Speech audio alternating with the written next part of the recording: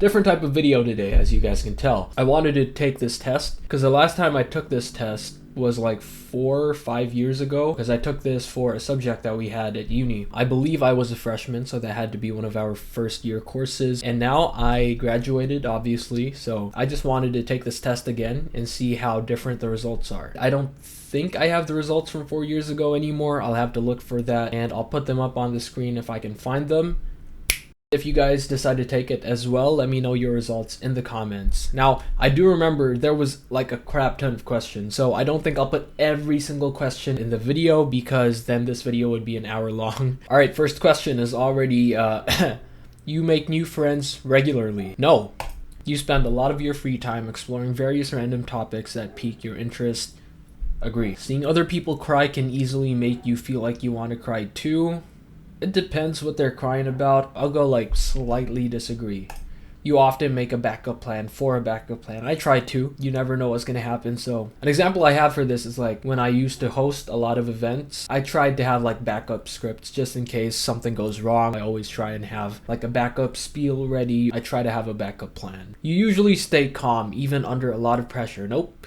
It definitely used to be worse. I feel like as time went on, whether it was uni or just life, obviously it's still hard to stay calm when you're under a lot of pressure, but I consciously try to like fix that now. So I'll just go here. At social events, you rarely try to introduce yourself to new people and mostly talk to the ones you already know. Completely agree. You prefer to completely finish one project before starting another. As much as I can, I try to finish one project. Like I can't have 2-3 videos stacked. I need to completely finish one video before I can move on to another. Yeah, that's something about me. You are very sentimental. I think I am. Especially with certain things, like don't touch my things, because certain things that I own hold a significantly higher emotional value. You like to use organizing tools like schedules and lists. I literally have my Google Calendar open in another tab. Are they always followed? No. Are they sometimes followed? Sure. I'll go here. You feel comfortable just walking up to someone you find interesting and striking up a conversation? Absolutely not. You are more inclined to follow your head than your heart.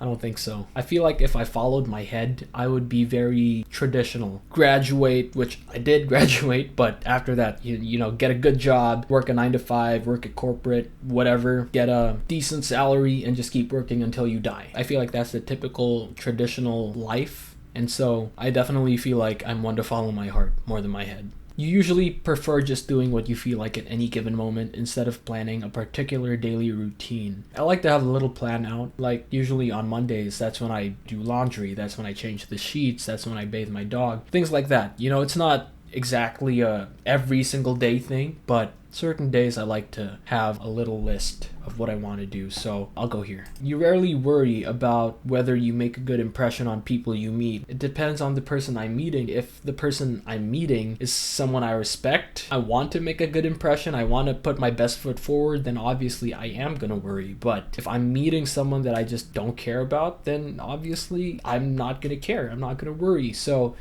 I'll be neutral. You enjoy participating in group activities. Depends on the group. Your happiness comes from helping others accomplish things than your own accomplishments.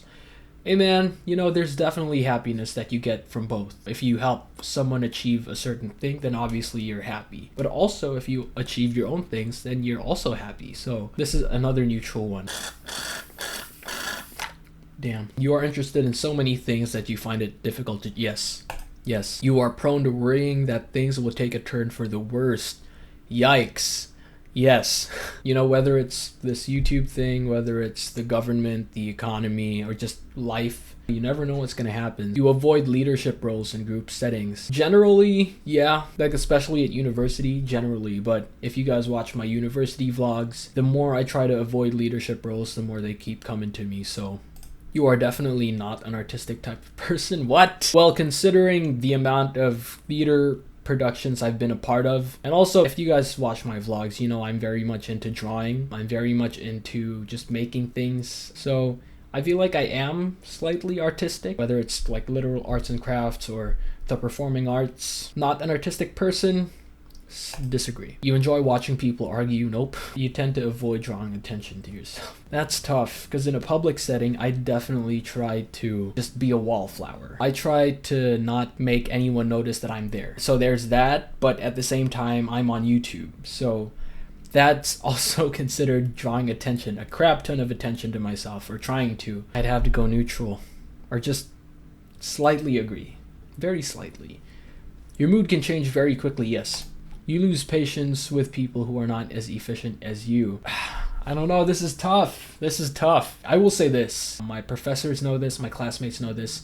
I always hated group activities. I always hated carrying group mates. Obviously, if we got to choose who we were with, then that's completely fine, because then I could stick with the people that I know that they have good work ethic. But, you know, there are times we don't get to pick our groups, and that's like 90% of the time. And I just get put in a group with a bunch of NPCs that don't have any work ethic whatsoever. It's easy to lose patience with people in that case, because there's no effort. It's different when you see someone is putting effort, someone's actually trying their best. And maybe they're not as good, but that's completely fine, because they are trying. So that is completely different versus someone that doesn't care, you know, does not put effort. Again, this would have to be another neutral one. You have always been fascinated by the question of what, if anything, happens after death. Yikes. Fascinated is not the term I would use. Terrified, maybe. People that know me, they know I'm into like the paranormal, so could be right, but fascinated is just not the word I would use. You usually prefer to be around others rather than on your own. Disagree.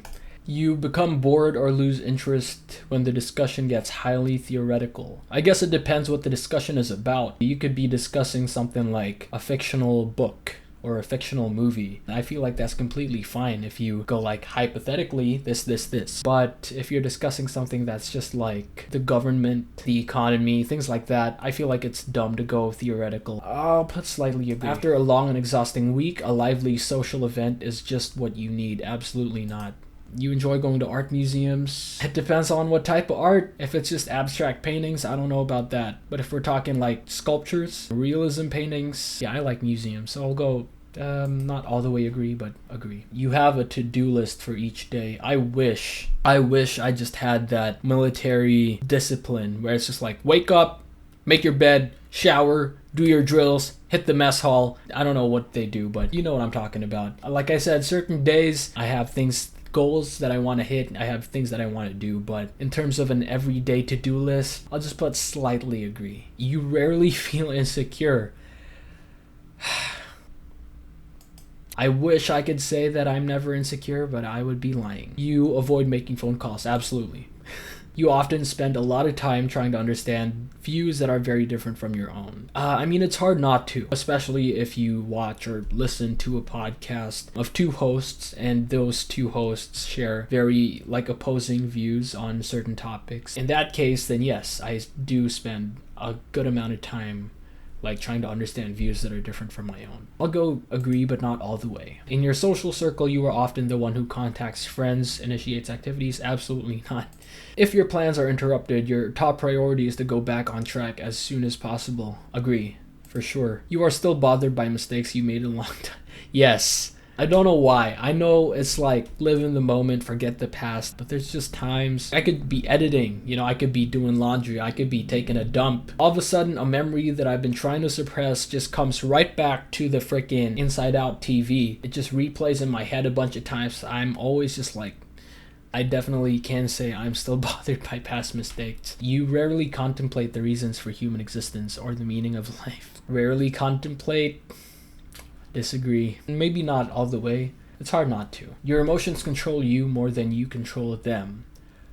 This is tough. I will say, I feel like I was way worse before. Prime example is when I was a student driver. I was still in driving school, still learning how to drive, especially since I drive stick. All right, I don't drive automatic where you're just chilling, driving one hand, driving no hands. I drive manual transmission, stick shift, whatever the hell you want to call it. So when I was learning, I would just get pissed at everything. The main thing is I would always get pissed at myself for stalling. But nowadays, I can say that I'm better. I drive stick still, which is still way more frustrating than driving an automatic. But I always just try to tell myself, it doesn't matter how bad the traffic is, we'll keep moving forward, even if it's 1 inch every hour, and I will get to my destination eventually. So I'll just put slightly agree.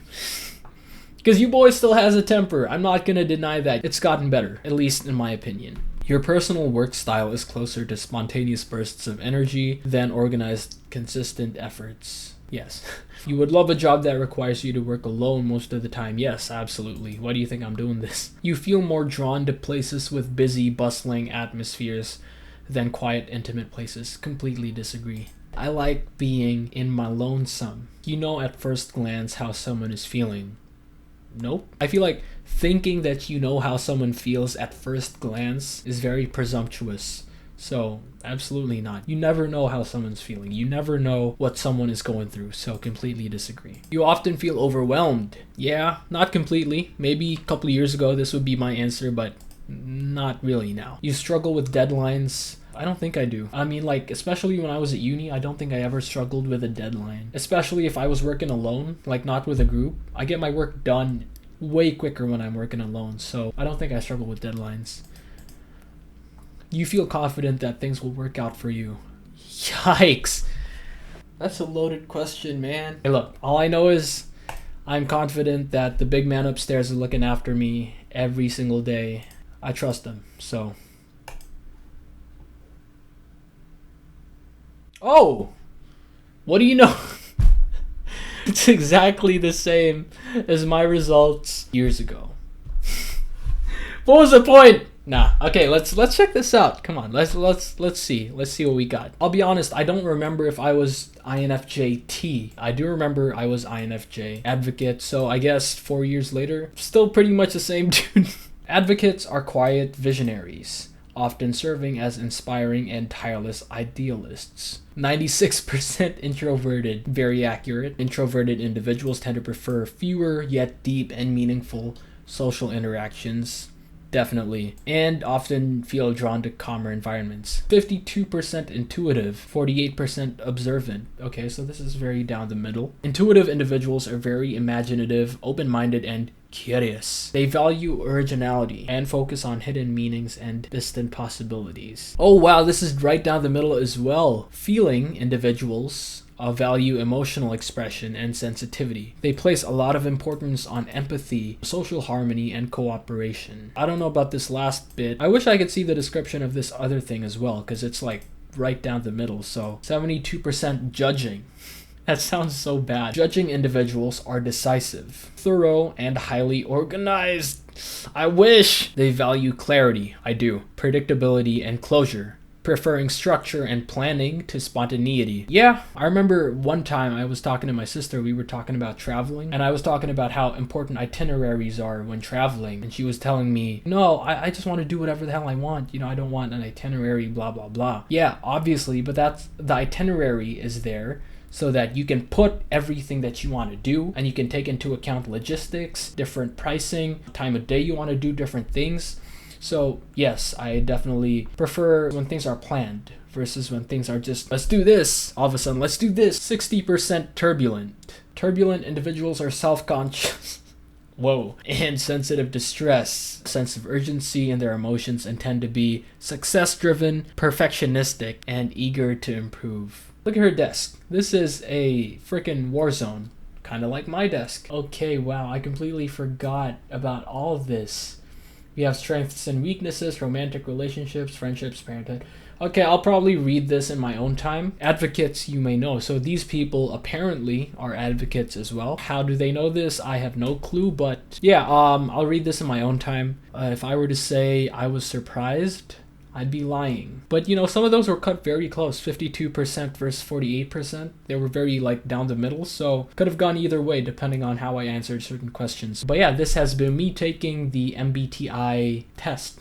No affiliation to the website I'm using, but the link will be down below if you want to check it out. And if you do try it out, please comment down below your personality. I hope you guys enjoyed this video. Again, it's a very different video from what you guys are probably used to from me, but hopefully this video helped you guys learn a little bit more about me, and I'll be back next week, probably with a more normal vlog. And yeah, that's been it. I'm out. Peace. Hua!